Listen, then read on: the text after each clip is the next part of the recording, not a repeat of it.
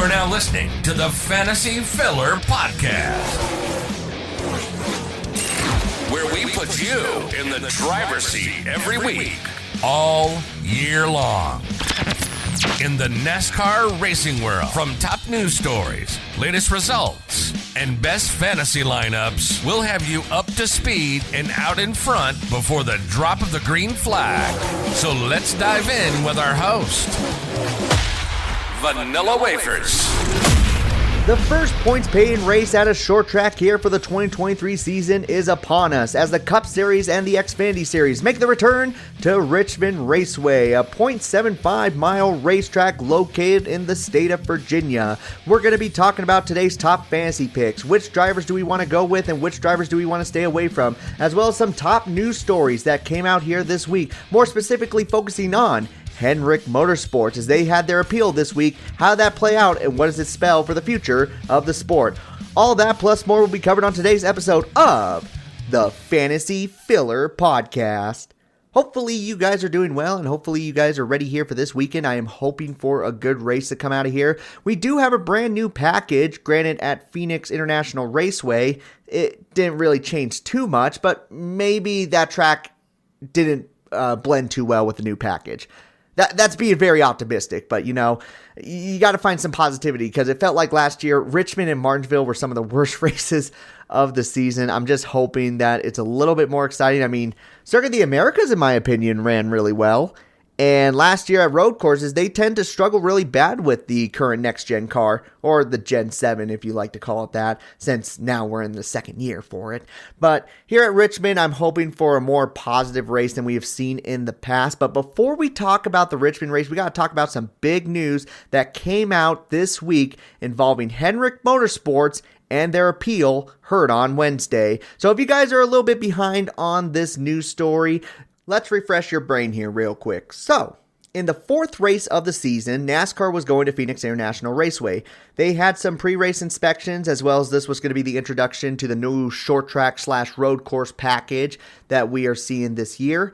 And 5 cars failed pre-race inspection due to modification of certain parts on the race car, more specifically the louvers. The cars that were found to be guilty of violating this rule were the number 24 of William Byron, the number 48 of Alex Bowman, the number 5 of Kyle Larson, the number 9 machine, and the number 31 of Justin Haley. It was the most talked about thing during the weekend, next to who won that race during that weekend, which was the number 24 of William Byron.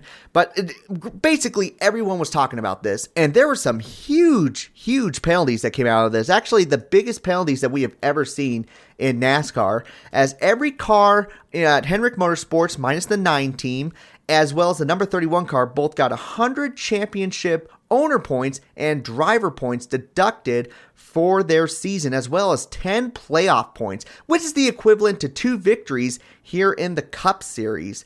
Not only that, but the crew chiefs for each of the cars were suspended for 4 weeks, and each team that violated the rule received a $100,000 fine, which is the equivalent to $400,000 for Hendrick Motorsports and $100,000 for Colleague Racing.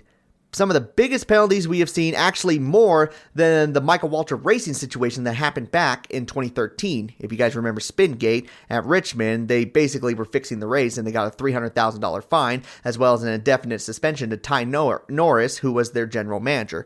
Well, they decided to do an appeal here on Wednesday, and I'm pretty sure a lot of people were thinking, oh god, there is a chance that they might play some favoritism since Hendrick Motorsports. If it's anything close to what we have seen through the past few appeals, they're not going to change anything. Well, they just came back with it. Turns out the fine and the suspension will be upheld, meaning that that's not going to change at all.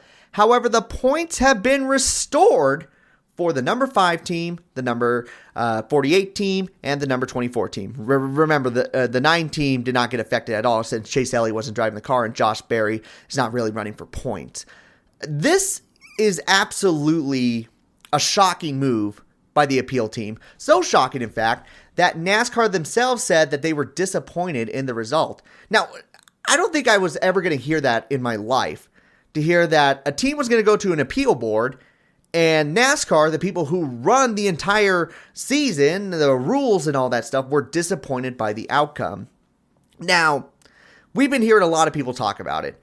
The biggest thing I hear on Twitter is, oh, NASCAR's playing favorites. NASCAR's playing favorites. And at first, when I used to hear that, I was like, oh, okay, maybe they just got lucky. Maybe they just got lucky. Now it's really, really hard to actually back them up for this because I felt like this was pretty cut and dry. If you modified anything on this car, the 100-point deduction was going to happen. It happened to RFK Racing. It happened to Front Row Motorsports. It happened to Stewart-Haas Racing. All of those teams tried to appeal, and they all failed. But yet, Rick Hendrick and Hendrick Motorsports decides to go and appeal it, and they get the fine. They get the suspension, sure, but the points get restored. Meaning people like William Byron, who only had 3 playoff points after suspension, goes back up to 13. Now he has the most playoff points here in the season, and Alex Bowman currently, as well as Kyle Larson, are fighting for the regular point series standings for 2023. Now, granted, we're only in race number 7 entering this race, so plenty of can happen, but let's say we have Kyle Larson or Alex Bowman win it by like 75 points against like someone like, Ross Chastain or Joey Logano, one of those guys. That 100 points is going to make a difference. And if everyone's thinking to themselves, well, it's all about victories at this point. It doesn't matter how many points you get. Not necessarily if you win the regular season. If you win the regular season championship, you get an additional 25 points towards the NASCAR playoffs. And right now, looking at that 48 car and looking at that 5 car, they've been very consistent running up front. So there's a very good chance, and even include the 24 car. I don't know why I keep excluding him. He's won 2 races. He's been running near the front and everything except for super speedway races. What if one of these guys win it now by less than 100 points? That is going to be a very controversial moment. But the biggest thing that I think a lot of people, including NASCAR, has now realized that this appeal team has basically told everyone, well, if you violate the rules, there may or may not be a chance you get your points back. It felt like last year, no, if you were caught, you were busted, there was no way of changing it. Now, it doesn't feel like that anymore. I could hear some arguments right now about the situation. Totally can understand them, where they're just like, well, they found it in pre-race inspection. It wasn't post-race inspection. Those other penalties were given to cars that failed post-race and not pre-race. Okay, fair enough. Well, the Lovers really didn't give them much of an advantage. Like the other modifications that we saw with the other teams, that clearly gave them the advantage. But this one is a little different. Okay, I see your point there. So basically, we're going to pick and choose what penalties we're going to be wanting to get to each teams. It's no longer black and white. Now we're going to put it in the gray area. And I don't think anyone really wants that right now here in the NASCAR Cup Series. Nobody. And don't think I'm bashing on Hendrick Motorsports. I'm not a Hendrick Motorsports hater. In fact, I'm one of their biggest supporters. I love Hendrick Motorsports. But even I can see that this situation, it does not look good in any shape or form for NASCAR or the other teams. It just doesn't. It just doesn't. If there was a rule in place where they said if you violated pre-race inspection, then you would get this big fine, but not the points. But that wasn't written. It was if you modified the car or any of the parts in any shape or form that did not meet the qualifications, you were going to get a big fine and a big points deduction. Well, Hendrick Motorsports got the big fine, but they didn't get the big points deduction. So now you get these suspicions of NASCAR's playing favoritism. And I hate to say it, but how can you really defend it? How can you really defend it? Now, at the same time, we weren't there. We don't know what Hendrick Motorsports said. We don't know what their appeal team brought to the table. But one thing's for sure, we do know there's going to be another appeal that's going to be happening next week with Colic Racing for the same exact situation. Now, they might have a better case because only one of their cars failed in the pre-race inspection for the Lovers, which was the number 31 car. Number 16 car, that passed with flying colors. So it brings more suspicion. One, are these parts not quite the same as what they're expected to be? Because remember, they buy them all from the same manufacturer. There is nobody getting different parts from different people. It's all coming from the same area. So why did this car fail, but the other car did not? That's a whole nother can of worms that I really don't want to get into because we could go into conspiracy theories at that point. But let's see what happens here with the number 31 team. If the penalty is the same, if they decide to restore the points but keep the fine and suspension, then okay, now we have pointed forward that if you modify the parts, there could be a chance you get your points restored if you appeal the right way, which is weird to say, but that's kind of what the situation we're in. But if for some reason Kaulig Racing does not get the appeal, they do not get their points restored, then we got a whole new problem. Now, I'm not leaning towards one side or the other. I'm really hoping that it's similar to Hendrick Motorsports, just so we can see some consistency. But there's already some speculations that it's not going to happen because everyone's like, well, do remember, it's going to be a different appeals team. And that already really upsets me that they're even saying that. Well, it may not be the same. Why isn't it the same? Why is there a chance that it will not be the same? It's the same penalty. It was the same thing. That just drives me crazy. So I don't know what your guys' opinion is on it, but there's a lot of people talking about this right now, and rightfully so. And it's going to be very interesting how NASCAR plays forward with this and how the appeals team will move forward on this. Because the biggest team that everyone's always accused of getting all the favoritism has been the only team to win an appeal to this extent here with the next-gen car. I don't know. It's very worrisome. We could be looking way too far into this. Maybe there was actually something they did bring up that they made a really good point on. I don't know. But one thing's for sure, do keep track on Wednesday's news next week, because that's when Kaulig Racing's going to have their appeal. And man, oh man, it's going to be very, very spicy if we get the news back on Wednesday that they did not win the appeal in any shape or form. All the other bit of news that came out this week is kind of secondary. One that I really want to point out is with Trackhouse Racing. We know about Project 91. A lot of people are very excited for it, and rightfully so. It's a great program.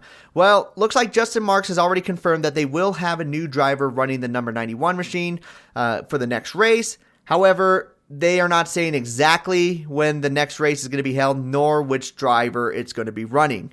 So the only thing we know for sure is Project 91 is going to be raced more this year, and we're going to have a different driver in the car. The next time we're out, we've closed a great sponsor for that, so the deal's done, and it's going to be a driver who fits well with NASCAR, but does not have any NASCAR experience or race within the country. Basically, he just says, we got a driver. That's all we know right now, but at the very least, we know that Project 91 is going to be returning back here to the Cup Series sometimes this year. I hope it's Sonoma, just because I'm going to be being at that racetrack, but I think more people would be more excited if it comes up for the Coca-Cola 600. I think that'd be awesome if they find a good driver for that. But at the same time, we'll have to wait and see. Justin Marks has given us really no indication who is going to be in that car. Also down in the Xfinity Series, everybody's super excited for this man right here, Josh Williams, making the return back after being suspended last week over the situation that happened at Atlanta. Now, we all know that story as well, Atlanta. He does not like the call that NASCAR gave to him that he had to park it because debris fell off his car because the bond would not stick to the car. And he decided that, okay, you want me to park it? I'm going to park it on the front straightaway. Became everyone's hero, but unfortunately he got a suspension for the race. Now, I'm on NASCAR's side. You got to suspend him. I don't care what anyone says. I love that Josh Williams did that, but we knew a suspension would happen. If you don't suspend him, then you open that door for other drivers to do that in the middle of the race, and then they can make the argument that, hey, he did it. Why can't I do it? So I understand, but I got to make this announcement because this was the greatest thing I heard, and I actually got a lot of traction for this on social media, which was kind of funny.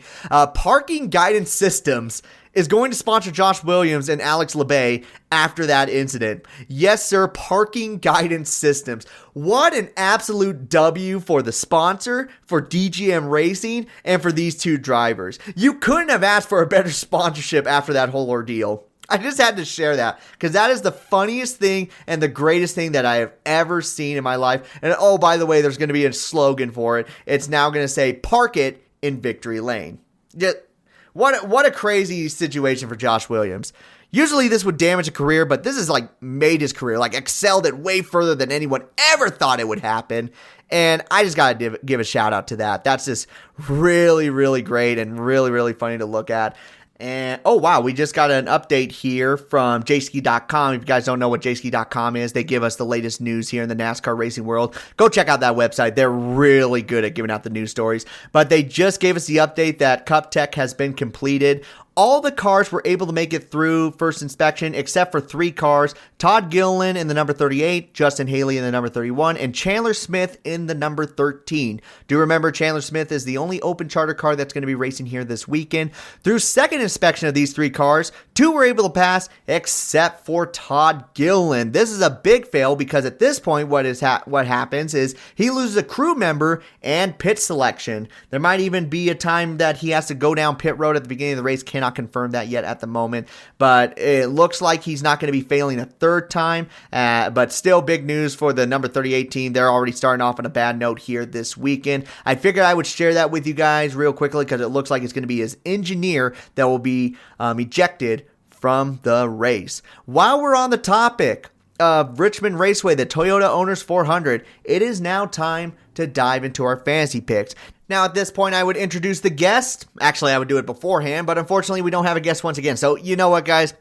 Flip a coin. That's what it's going to be for getting guests on here now. I'm going to try to expand out a little bit more, reach out to more people, some new guests that we have never seen here on the show.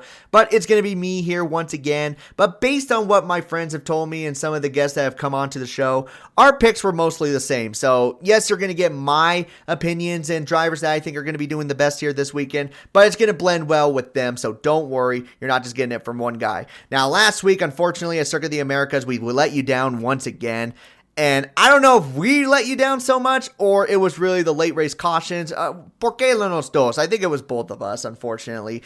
But I feel like here at Richmond, things are going to be a little bit more predictable. And there are some drivers that are definitely head and shoulders above the rest. I mean, it's called the Toyota Owners 400. Wink, wink. That might give you an idea on who we're going to be going for here this weekend. But without further ado, let's dive into it. We have 37 drivers to cover on here in this week's episode of the Fantasy Filler Podcast. So here is our top fantasy picks for the Toyota Owners 400 at Richmond Raceway.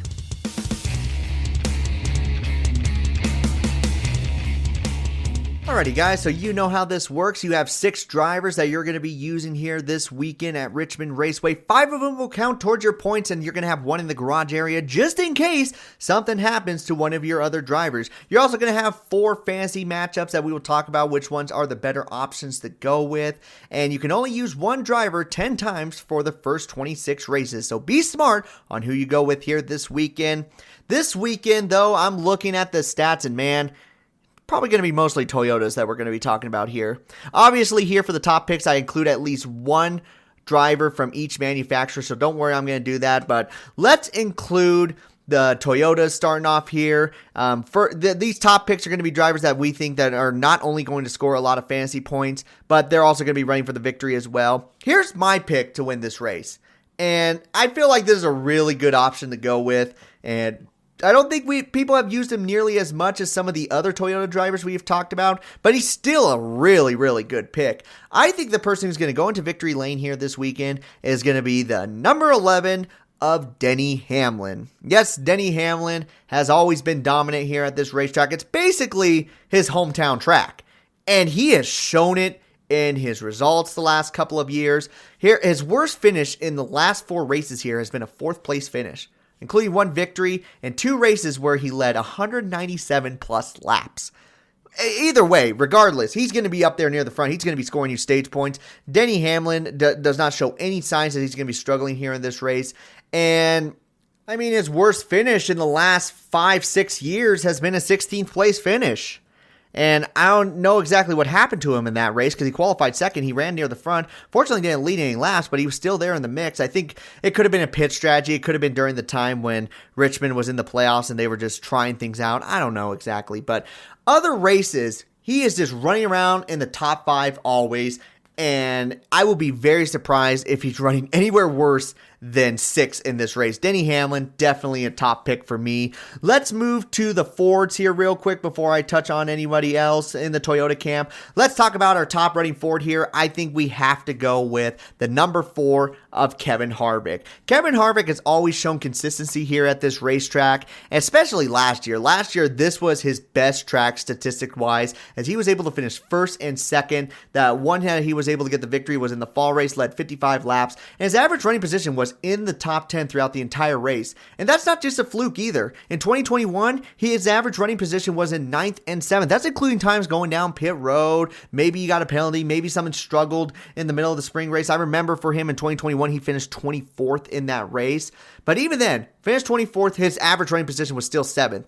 So unfortunately, it was just bad luck at the very end. He had a great car throughout that. Then before that, 2020 finishes 7th. 2019 and 2018, 7th place, 4th place, 2nd place, 5th place. His average is almost better than Denny Hamlin's, just slightly off. I think just for the name of the track, I know the Toyotas are going to put everything they can in front of them to make sure they get that victory, but you're going to have Kevin Harvick right there in that mix with the Toyota group.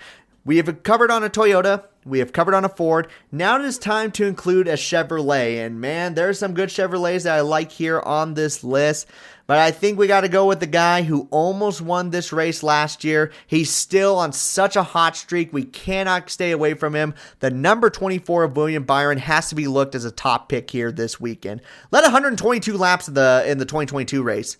It's crazy to think that, because I thought the Toyotas just dominated the whole race, but he led a quarter of that race and almost won it too. If that race was 4 laps shorter, then he would have been able to beat Denny Hamlin. And this year looks even stronger. I don't think there's been a single race here this year. Maybe California. He did not have a car that could run near the front. But all the other races, Daytona, he looked good. Las Vegas, he won. Atlanta, he won. Not Atlanta. I'm sorry. I meant Phoenix. That's my bad. But Atlanta, he had a good car. Unfortunately, got caught up into a wreck. Circuit of the Americas, he was the second best car out there. There's nothing slowing down that 24 car. And you probably have already used him 4 times at this point if you've really been on the 24 train. Hey, stay with it. Stay with it, because he is scoring all the points in the world right now. Maybe Atlanta let you down, but that is definitely one of those tracks where anything can really happen since it's a super speedway. I just feel a really solid run out of this 24 car. If anyone's going to compete against either Kevin Harvick in the Ford or the Toyotas, it will be that number 24 machine. 2 more spots here on the top picks here for this weekend. You got to include the teammate of Denny Hamlin.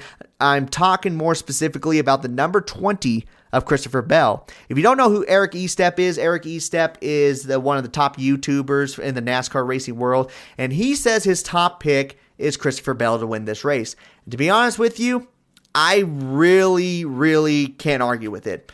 His runs here have been very, very superb while driving that number 20 car. Worst finish he's had in that number 20 car here at Richmond has been a 6th place finish. And if one Joe Gibbs car is going to do good, all the others are going to be right there in the mix. So, yes, you might want Christopher Bell for a lot of intermediate tracks, but here at Richmond, as well as New Hampshire, he is going to run really good at these races as well. I'd say include him in there. If you have confidence in Denny Hamlin, then you're going to have confidence in Christopher Bell. There's not going to be that much of a difference. So if you're going to ride with the Toyota team, stay with all of them. Christopher Bell is one of them, and might as well include the other one, which is the number 19 of Martin Truex Jr. Do you know his worst finish here at Martinsville in the last 5 years has been a 7th place finish? A 7th place finish. That was his worst finish. It was most recent race. Let's look at the other ones here real quickly. A 4th place finish, a victory in 2021. A 5th place finish, a 2nd place finish in 2020. He won both races in 2019. And then a 3rd place finish in 2018. Oh, by the way, out of those 7 races, he has been able to lead 80 plus laps in 6 of them. Yeah, that's how good Martin Truex Jr. is at this racetrack. Just absolutely phenomenal, just great performances. Yeah, you might be a little bit worried about him not being able to lead a lap in the most recent one, but to be honest with you guys, I don't know how many races Martin Truex Jr. is going to be strong at. Something is definitely off with him, but one thing's for certain, it definitely at these short tracks is going to be his best chance to get another victory. And if you're going to rely on Martin Truex Jr. for any tracks, it's going to be the short tracks. And here at Richmond may be his best opportunity to score the most points. If you don't think he's going to be running near the front, then maybe substitute him for a driver that you're kind of on the fence about. I think he's going to be running around the top 5. I think this is going to be one of his greatest performances here of the 2023 season. Hopefully he does not let me down, because that is a big statement to make. But I really feel like Martin Truex Jr. looks to be with his teammates and is going to be right there in the mix to run for the victory. So those are our 5 top picks here for the weekend. We will break them down here real quickly, go through them one last time. We got the number 11 of Denny Hamlin, the number 4 of Kevin Harvick, the number 24 of William Byron, the number 20 of Christopher Bell, and the number 19 of Martin Truex Jr. I don't think I'm ever going to change those sound effects. I love that sound so much. just a simple solitary win from your old Microsoft Windows. That's just perfect. All right, so we talked about the top picks. Now let's include the rest of the people that you want here on your fantasy roster. These guys will be in the 3rd through 5th spots here. Still going to be running really good in this race. I just don't think they're going to be running for the victory. I got to include the Chevrolet right away because I'm pretty sure a lot of people are screaming his name right now, and I get it. I really do get it. He has not finished outside the top 10 in the last 6 years racing here. Of course, I'm talking about the number 8 of Kyle Busch. You got to include Kyle Busch here. This is one of his best racetracks. It's always ran really good here. The only difference is I don't know how well he's going to compete against his old teammates in this race, but at the very least, he's going to be running in the top 10. Listen to these last 9 races that he's had here at this racetrack. 9th, 8th, 6th, 2nd, 8th, 1st, led 202, 101, 92, and 32 laps in the 2019 and 2018 season for both of the Richmond races. Since then, has only led maximum 39 laps in this race, but his average running position has always been around the 8th or 9th place position.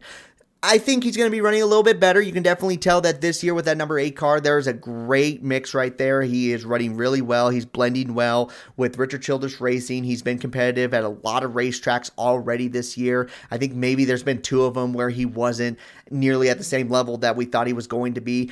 I don't think that's going to be the case here this weekend. Always has ran good here. Always going to be in the mix. I think William Byron has a slight edge on him, but I would not be surprised if he's right behind him, right in that mix, trying to make it into the top 5. Kyle Busch should not be slept on here this weekend. Yes, he's driving a Chevrolet. Yes, it's called the Toyota Owners 400, but he is always notorious for getting a top 10, and I think this is a race that you can feel the most comfortable throwing Kyle Busch in your fantasy roster. Let's go back to the Fords here and talk about a driver who's been really hit and miss here at the beginning of the season, but I think he's going to be more of a hit here in this race. In fact, I think he's going to look really good in this race. It's going to be the number 22 of Joey Logano. I was going to say his teammate, but I kind of switched it there at the last second, and here's the reason why. His runs here at Richmond have always been really good. There's really just only one blemish on his resume here for the last 3 years at Richmond, and that was the spring race last year where he finished 17th. Now, granted, I can understand how you being a little worried about that, but do remember his average running position was 9th in that race, so he was struggling there near the end. Was not a factor to win the race by any means, but look at the fall race. You got to pay attention to the fall race here. He led 222 laps. 222 laps, more than 50% of the race, that 22 car was up front. And this year, he's already shown that he's had a fast race car. He's been running really good. At Atlanta, he was able to get that victory. He was able to end the Chevrolet regime of just winning every single race. He's been a front runner at certain racetracks. It's just been the tracks that we did not think he was going to do good at. He did good at, and the tracks we thought he would do good at, he didn't. Here at Richmond, typically, if you're good at this track in the past, you're going to be good at this track in the present. I know that's kind of a no duh kind of answer, but seriously, I have not seen this much consistency by this many drivers at a racetrack in a very, very long time. And you're just seeing it here for these first few drivers, and Joey Logano's one of them. Just that one bad finish in the spring. But you know what? There's been times in the past where his average running position is 3rd, and he's finished 3rd in the spring race. So I'd say maybe keep an eye on him just a little bit when it comes to practice and qualifying, seeing how that car's running. There could be a chance that they're struggling. If you see anything that reminds you close to Las Vegas or Phoenix, maybe you want to send him off to the side. I totally get that. But as of right now, Joey Logano looks like a good option to go with here this weekend. Let's stay with the Penske camp and talk about the number 12 of Ryan Blaney, his teammate. This was actually the driver I was going to talk about, but then I was like, nope, Joey Logano's slightly better at him at this racetrack, but Ryan Blaney is a pretty comfortable driver that you can trust to get a top 10 in this race. That's usually right around where he runs here in this race, 10th or 7th. The reason why he's still here in the mid-tier pretty good category is just how well he did in the spring race. He also led a bunch of laps here in this race, 128 laps to be exact. His average running position was 4th. Unfortunately, where he was running at his worst was there near the end. Now, this is kind of notorious with Ryan Blaney. He can have a good race at the beginning, but he is some of those guys that can't seal the deal. And it's really, really, I hate saying that. It's kind of been true for him lately. and I'm hoping that they can figure things out. But at the very least, he still has shown some consistency that, hey, if I'm known for being good at this racetrack, I'm going to typically finish up front here. He did at Daytona with the most beat up car. He did at Atlanta. I think at Vegas, he was still able to run around the top 10. Maybe he struggled there a little bit near the end now that I'm thinking about it.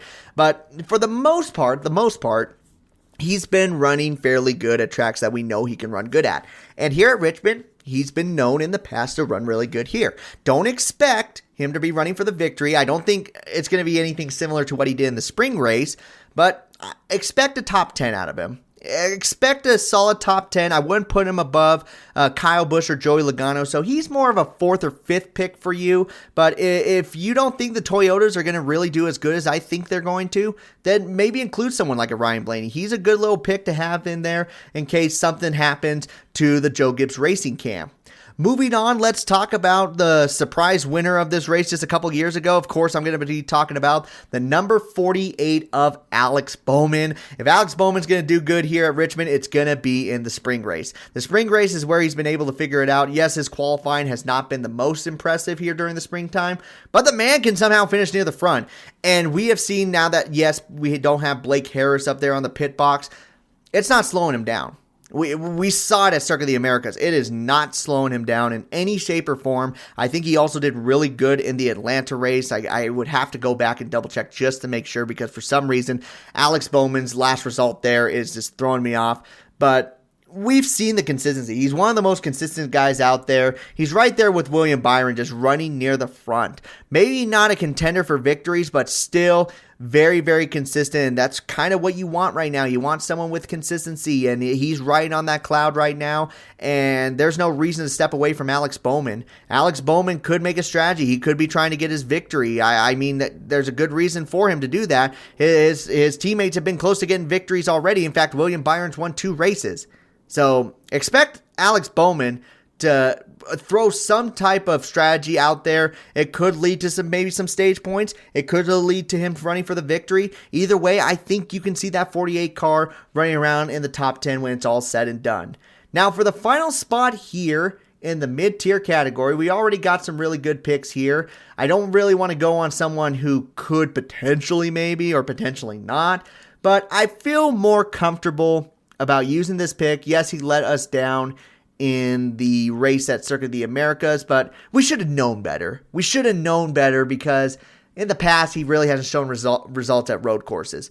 But I still think you can trust the number 6 of Brad Keselowski to give you a solid finish here this weekend. I expect another top 10 to come out of this 6 car. He's always done good here at this racetrack. The team has figured it out. I could keep saying that over and over, but they figured it out.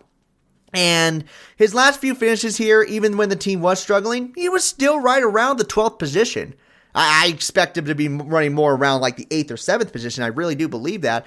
But when it comes to Richmond, Brad Keselowski is a very good driver here at this racetrack. He's gotten multiple victories here. Yes, Circuit of the Americas, that did leave a lot of people disappointed. I get that. But we were being overly optimistic just by how good the start of his season was. I mean, why wouldn't we be? He was running around the top 10, finishing in the top 10 every single race. But this one for sure, he has had past results that shows that he's good here at this racetrack. So there's no reason to shy away from the RFK cars. Expect that number 6 car to be running around the top 10 with these other drivers. So those are the drivers here in the pretty good category that you should fill up the rest of your roster with. We have the number 8 of Kyle Busch, the number 22 of Joey Logano, the number 12 of Ryan Blaney, the number 48 of Alex Bowman, and the number 6 of Brad Keselowski. Alright, so most of our roster is now set up. We just got 1, maybe 2 more spots left. Now it's time to look at drivers to take a gamble on here this weekend. Now, there's not really that many drivers to choose from based on stats that we have seen in the past. However, the 5 drivers we do have are definitely worth that gamble. The first one being last week's winner, the number 45 of Tyler Reddick. Now, Tyler Reddick is considered a gamble just for the simple fact that he has not finished yet inside the top 10 here at Richmond. So this could be similar to a Brad Keselowski situation, where we're just like, okay, we're riding on that high right now. He did so good at Circuit of the Americas. He's done good at some other racetracks, the number 45 car. Now tracks that he hasn't done good at, maybe he can potentially do that. So it's a bit of a risk. However, do keep in mind at the same time, he is running with a different manufacturer, and it's just very apparent that Toyota's run really good here in the spring race. It's always happened. So for him to be that close to be finishing inside the top 10 at multiple races, I mean a 12th place finish, a 15th finish, 11th place finish, he's had good runs here. It just hasn't been over that level. But I think here with the Toyotas, it is worth a shot. Keep him in the garage area to put him in that spot. And he could run in the 9th or 10th position in this race. Or even better, he could maybe be with the Joe Gibbs Racing camp. It's not a for certain thing because if that was true, we would apply the same thing to Bubba Wallace. But Bubba Wallace's best finish has been 12th. And for the most part, he finishes on average in the 26th position here at this racetrack. So worth a gamble, but do keep in mind it's not a for sure thing. So that is very important to understand. Now, the next driver you should take a gamble on, this one is a Chevrolet. This one's with Richard Childress Racing. I am talking about the number 3 of Austin Dillon. Now, Austin Dillon's kind of been in this spot of the take a chance category for quite a few races now. And if you guys remember, between Crazy Corrado and I last Fantasy Pick episode, we made a gamble on who was going to do better. Would it be Austin Dillon or would it be Eric Jones? I said Austin Dillon, he said Eric Jones. Now, technically, if we were counting fantasy points, I would have got that one right. But we were counting more on better position, so he wins that bet. I lose all my money. Now I'm sad. Now, with that being said, he did run really good in that race. He was able to get some stage points, and if he does not get that flat tire, get caught up in one of those bad restarts, he has himself a pretty good finish, and I look like I have a big brain move. Of course, it didn't happen. However, let's look at Richmond here and his past results here. His past results show signs that he can finish inside the top 10. Here's his last 5 finishes. 16th place finish, 10th, 11th, 10th, 4th. Now, not quite the most guarantee of getting that top 10, but he's still right there in that mix. And I feel like now that he has Kyle Busch in that mix, a driver who does really good at this racetrack, I think once again this is going to be another situation where it blends well for him. He is not the lead driver with that team. He is now the driver taking in all the notes, and he kind of needed that at this point. And I could totally see if Kyle Busch running good, you have that number 3 right behind him. It's almost kind of like a track house racing situation. I don't think he will be at the same level as a 2-time champion, but he will be right there around the top 10 mix. Definitely put him in the garage area. Definitely see how he does in practice. But I think he's going to be right around there between the 9th and 12th position. You'll see that 3 car the entire day at Richmond. Next driver to take a gamble on. Now, this is a driver who's actually considered for the most part top picks at most racetracks. So the reason why I'm including him here is because he either does really good at this race or he does really bad, and there's no really in between based on his statistics. That's the number 5 of Kyle Larson. Now, to be honest with you, if I'm picking anyone from Hendrick Motorsports, I'm staying with the 24-48 camp. They've just shown consistency, and based on past finishes here at this racetrack, they have shown better signs of winning the race than Kyle Larson. With that being said, Kyle Larson has also been very consistent here at this racetrack in both the 42 car and the number 5 car. The only reason why he's in the take a chance category is because last year he finished 5th, but he also finished 14th. And then in 2021, he did finish 6th, but he also finished 18th. He led laps in both years, but only in the races where he was on the pole. Yeah, now it gets a little worrisome. Now you got to sit there scratching your head like, man, I don't know.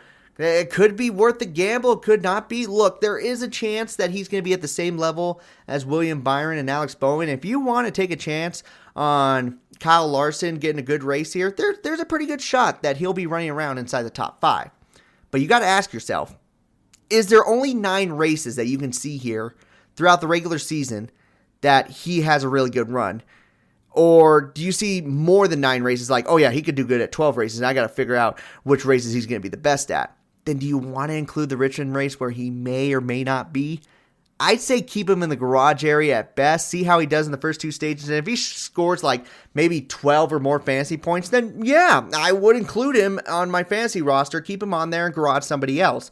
But if he's not doing that, if he's not going to be anywhere near 40 points as far as fantasy goes, save him for another race, because I'm telling you, yes, Kyle Larson has had some bad luck here at the beginning of the season, but he still has really fast cars, and he is more than capable of getting a lot of fantasy points throughout the regular season. 2 more spots left. Who are we going to give it to? I think we're going to give it to teammates here, drivers that we have already put in the top picks as well as mid-tier. Let's include the number 17 of Chris Buescher. If you're going to include Brad Keselowski, Chris Buescher has to be in that mix. And Chris Buescher, at a time when this team was kind of struggling, did really good at this racetrack. Chris Buescher is known to be good at road courses and restrictor plate races, but here at Richmond, things have looked really good for him. Both races he qualified 18th. That's not something to be too excited about, but he was able to finish 3rd and 15th with an average running position of 15th or better. The spring race, that's where he hung around. He just hung around that 15th position, couldn't really move forward. But man, that fall race, for him to put that much pressure up on the leaders and finish 3rd, that was very, very impressive to see. And it wasn't just a few weeks later that he was in victory lane. So the consistency is going for RFK. Let's exclude the road course race, and I'm pretty sure they're going to exclude the road course race for themselves. Maybe Chris Buescher wanted a better finish, but for the most part, that's just sometimes happens. I'm pretty sure at Sonoma, he's still going to be a good pick. Going into this race, and based on what we have seen with RFK Racing throughout this beginning of this year, they have momentum, and if you see any signs of momentum in qualifying and practice, throw the number 6 and 17 in there. I'd say have the number 6 as your 5th pick and the number 17 as your 6th pick. I wouldn't put him ahead of drivers from Joe Gibbs Racing, maybe not even Rick Hendrick, but I would want to take a gamble on these two drivers. Chris Buescher has shown success in the past, and this could be one of his best races of the regular season. One more spot left, and we're going to give it to the driver who's just a complete gamble at this point. He could have a high ceiling or a low ground where he could potentially only score 1 point for you, but there's a chance he could score 40 points. I got to talk about the driver from Stewart-Haas Racing. Driver with a lot of bad luck, but with fast cars this year, the number 10 of Aric Almirola. Aric Almirola, if he's going to get top 10s in the season, he'll typically get one top 10 at Richmond. He's been able to do that every single year, minus 2019. Other than that, he's got an 8th place finish in the fall race here in 2022, a 6th place finish in 2021, an 8th place finish in 2020, and a 5th place finish in 2018. And he was able to lead one lap in that race. Now, like I said, he has not had bad equipment. He really hasn't. He's had some pretty good runs. I wouldn't say running for the victory per se, but to get a solid top 10 finish. The question is, does that bad luck continue, or does he finally break it here? It's going to eventually end, but when? And last year, this is where it ended for Denny Hamlin. Obviously, Denny Hamlin and Aric Almirola are in two completely different situations, so you got to take that into consideration. But if you think that the bad luck ends here, Aric Almirola is that good sneaky pick that a lot of people are going to be relying on here this weekend that I could believe will be worth a shot to put on your fantasy rosters. He's in the same spot as Chris Buescher and I think Kyle Larson and Austin Dillon. Just keep him in the garage area for now. See how he does. If he's struggling even the slightest though, in anything that you see here from qualifying, practice, or stage 1, then maybe save it for somebody else, or at the very least put him in the garage area. But I still think he is worth taking a gamble on, just based on his past success, and with the fast cars he's had, just hasn't been able to succeed throughout the entire race. So those are the 5 drivers to take a gamble on here this weekend. We have the number 45 of Tyler Reddick, the number 3 of Austin Dillon, the number 5 of Kyle Larson, the number 17 of Chris Buescher, and the number 10 of Aric Almirola. And that, ladies and gentlemen, are our 15 drivers that we're going to be going with for fantasy this weekend at Richmond. It's really a big separation between these 15 drivers and the other 22. It really is, and we'll talk about that in a second. But let's look at the featured matchups. These are just as important as your fantasy picks because you could score up to 40 points if you get these right. If you get these wrong, there's a very good chance you're not winning this weekend. So let's look at our matchups here. The first one being Denny Hamlin and Martin Truex Jr. Already a really hard matchup here. I'm thinking Denny Hamlin. I think if anyone's going to lead this Toyota brigade, it's going to be either Denny Hamlin or Christopher Bell, with Martin Truex Jr. getting a solid run in this race. Now, maybe Martin Truex Jr. hasn't figured out his short tracks with his next-gen car. I mean, he did win at the LA Clash. He was the strongest car from beginning to end, so maybe it bleeds on over here. Maybe we see practice, and oh my gosh, we have Martin Truex Jr. running near the front. However, at this time, I feel like it's best to rely on Denny Hamlin unless you see something differently in practice. If you see Martin Truex Jr. just edging him in everything, then maybe, go for Martin Truex Jr. But right now, in my heart, Denny Hamlin is the better of the two in this matchup. Next up, we have a good matchup here. Kevin Harvick in the number 4 and Brad Keselowski in the number 6. I feel the most comfortable with Kevin Harvick. Brad Keselowski could get a top 10. He could even get a top 7 finish in this race. But Kevin Harvick's going to be running up front. I feel like this is just going to be a good, solid race for him. He showed it in the past last year with a second and first place finish. Brad Keselowski was not even close to there. I just feel like overall, Kevin Harvick's the stronger person. Even with that 6 car running better than it has last year, I still think Kevin Harvick can be stronger in this race.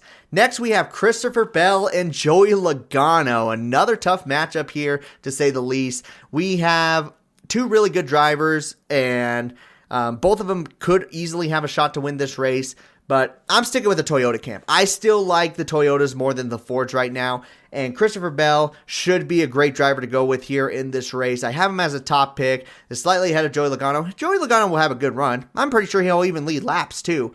However, just with the Toyota Owners 400, I'm telling you, these Toyotas always do good. If they disappoint this weekend, I will be very, very shocked and feel like a complete idiot. But right now, every sign to me points to Christopher Bell winning this matchup. And the last one we have here is the number 24 of William Byron and the number 1 of Ross Chastain. Now, quite a few people could say, oh man, this is actually a really tough decision. But I think this one's pretty easy. William Byron has had some great finishes here, and Ross Chastain has not. There's a reason why we didn't have him in our fantasy rosters. His last 4 races here, his best finish has been 7th. Other than that, he finishes on average in the 16th position. That's with good equipment.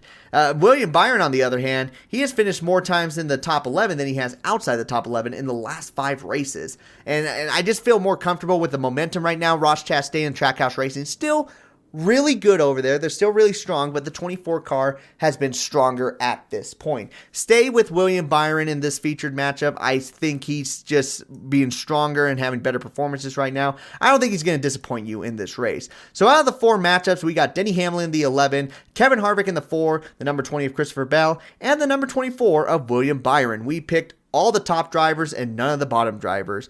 Now, before we wrap up things, let's talk about a few drivers who did not make the cut. We're going to go through all of them real quickly, some more in depth than others. We just talked about Ross Chastain. His best finish, he's only gotten 1 top 10 finish here. I don't feel comfortable with Ross Chastain here in this race. Way better races for him. Let's keep him off the fantasy rosters here for this week, because I feel more comfortable on other ones, unless he does something like he did at Auto Club where he just surprises everyone. Then consider him. But for now, nothing points to him having a fantastic race here at Richmond. The number 2 of Austin Cindric comes up. I want to start using him a lot more. He's starting to show better results, but right now I think I just need a few more races out of him for him to truly prove to me that he is a reliable source. Maybe now at super speedways, definitely, but here at the short tracks, I don't know. Something just makes me still hesitant with that number 2 machine. Corey LaJoie, great start to the season. Really a great start, but still not really a top 10 driver yet at this time. His goal is to get top 15 finishes, and with his best finish here being only a 21st place finish, I'm not willing to bet the farm on the number 7. The number 9, Josh Berry, still not comfortable with the replacement driver. We learned the hard way with Jordan Taylor. We're just going to wait for Chase Elliott to come back, but when Chase Elliott comes back, we're going to be using him, don't you worry. The number 13, Chandler Smith, he's going to be making his debut here in the Cup Series, which is great, but he said himself he's only really trying to get practice in with this next-gen car, so he's not really going to be going for a victory. He's just trying to learn the car. So we'll just move on from him. The number 14 of Chase Briscoe, bad start to the season. At the very least, Eric Almirola has shown some speed. Chase Briscoe, not quite at this time, so we'll keep him off. The number 15 of JJ Yaley comes up, nowhere near the top 20 at this time. We'll move on from him. The number 16 of AJ Allmendinger, this is not really a great racetrack for him. His best finish in the last 5 years here in the Cup Series has been 26. What more do you need to say? Harrison Burton, the number 21, comes up next. He finished 25th and 18th last year. His goal is to get a top 15. That's about it. The number 23 of Bubba Wallace, his average finish has been 26. Don't feel comfortable with that at all. The number 31 of Justin Haley. Justin Haley has not gotten a top 20 finish yet at this time in the Cup Series. Then we got the number 34 of Michael McDowell. We're starting to see signs of him going in the right direction, but I don't think it's going to be here at Richmond, as the last 5 years, 0 top 20 finishes. Number 38, Todd Gillen. We talked about him earlier. He's already struggling with inspection, so he's already going on an uphill battle, so I don't feel comfortable using him this weekend. Still, though, he has shown signs that he will be a good option for road courses. The number 41 of Ryan Preece comes up. I said maybe short tracks he'd do better on. Let's see how he does on this race. If he does good on this race, then maybe we'll consider him at Martinsville and definitely consider him at New Hampshire. But before we jump the gun, let's watch him because his last few finishes here in the Cup Series here at Richmond have not been the most spectacular. Number 42 of Noah Gragson, still trying to figure things out. The number 43 of Eric Jones, not really as strong as we were hoping he would be here this season. And here at Richmond, he doesn't really have that many phenomenal finishes. He was able to get a top 5 a couple years back, but that was with the 20 car, and then he got disqualified and finished dead last. So take that as you will. Then we got the number 47 of Ricky Stenhouse Jr. Again, better results, but he's another driver trying to score top 15 at best. That's about it. Cody Ware in the number 51 comes up next. I think his best finish right now has been 34th. We'll just move on from there. The number 54, Ty Gibbs, could be an interesting pick. Could be worth taking a gamble on. Keep an eye on him on practice and qualifying, but if he doesn't show any signs that he's going to be running around the top 10, don't even go for him. Then we got the number 77 of Ty Dillon. He's just trying to finish a race at this point. Really, it's been a rough start for that number 77 team. The number 78, Anthony Alfredo. He's going to be driving the car here this weekend. It's going to be great. I hope they can get a top 25 finish, but I don't really expect too much more out of Live Fast at this time. And then we got the number 99 of Daniel Suarez. So Daniel Suarez kind of the similar spot as Ross Chastain. This is not really a great racetrack for him. He might be running around the 15th and 16th place position, and I don't really want to trust Daniel Suarez for a position like that. We can use him for 10 races this year. We really can. And ladies and gentlemen, those have been all 37 drivers here on the entry list for the Toyota Owners 400 at Richmond Raceway.